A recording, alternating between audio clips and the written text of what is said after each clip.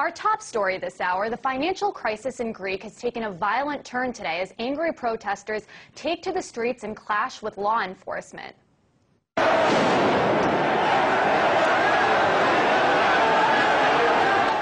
Greek police were forced to use tear gas grenades to disperse an angry mob of rioters in Athens. Protesters even set a bank building on fire, killing 3 people inside.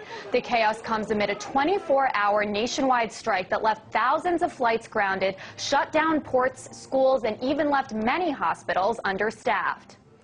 Could those powerful images unfolding in Greece ever become a reality here in the United States? Here to talk to me about that very topic is Gerald Celente, director of the Trends Research Institute.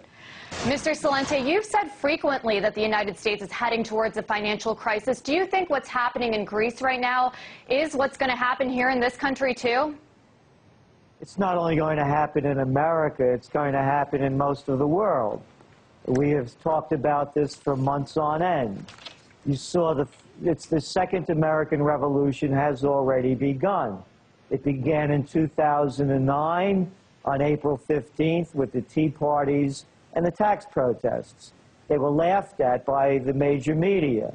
And then we saw it again in July of 2009 on the 4th of July, when hundreds of thousands of people took to the streets. We saw it at the protests for health care reform. We saw it when over 1 million people, nearly 1 million people, marched on Washington on September 12th of 2009.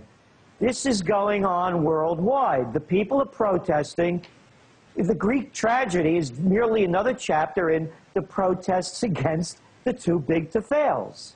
Is there anything in the Greek system that's different from the United States economy that could keep that from happening here? Well, the difference is that the United States could print its own money for a while, where the Greeks don't have that option. But and of course the Greek people have caused their own problems as well, just as the Americans by overspending and theirs with their pension and tax cheating.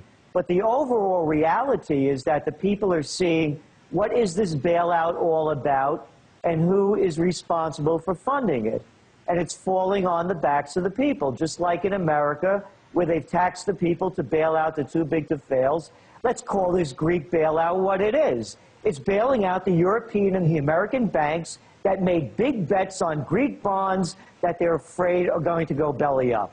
And the people don't want to shoulder the burden, and we're going to see these kind of tax protests and revolts go worldwide.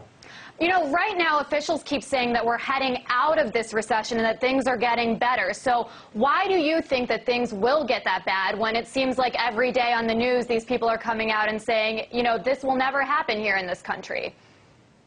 It's a temporary bailout, as we said. The United States in 2009 and early 2010 has spent, lent, and guaranteed over $11 trillion.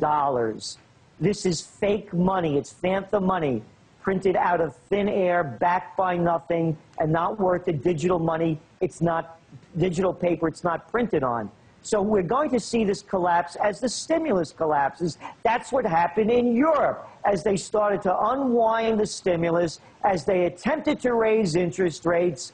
The economies start to fail. We're going to see it in Spain. We're going to see it in Portugal. We already see it in Latvia, the Ukraine, in Hungary, in Ireland. It's going global. There's no stopping it, and the people are going to revolt. This is a classic example of what happens throughout history as the too rich get too much and the rest of the people are taxed to pay for their overindulgences.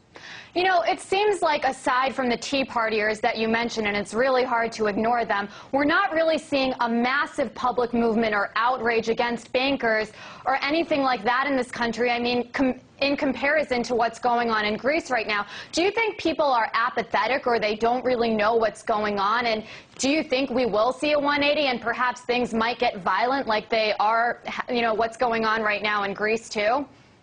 In 2007, in our Trends Journal, where we forecast the top trends of the coming year, we had predicted tax protests. We called it the Coalition of the Cash Strap.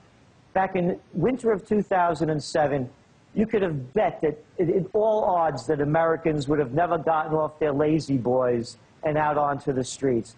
This is just the beginning. As conditions worsen, as unemployment goes up, as more money is needed to bail out failing firms, you're going to see the same things happening in the United States that are going on in Greece. And again, it's going global. Mr. Celente, you're clearly pretty good at predicting things, as you just pointed out. What's going to happen next, and when will this collapse hit American society, as you said? Look at our top trends for 2010. One of them is the crash of 2010. We had forecast in December of 2009 and make that the global economy was going to collapse, and one of the primary reasons behind it was going to be a currency crisis. It's underway. They can't stop it from happening. What is the, by the way, what's going on in Greece with the IMF and the Economic Monetary Union bailout, it's against the Maastricht Agreement. They're not supposed to be doing this. This is only a temporary fix. It's not going to work.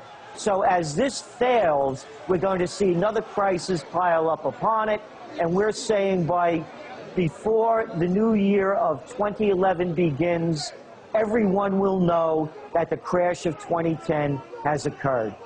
Well, Mr. Celente, Director of the Trends Research Institute, we appreciate your analysis, as always.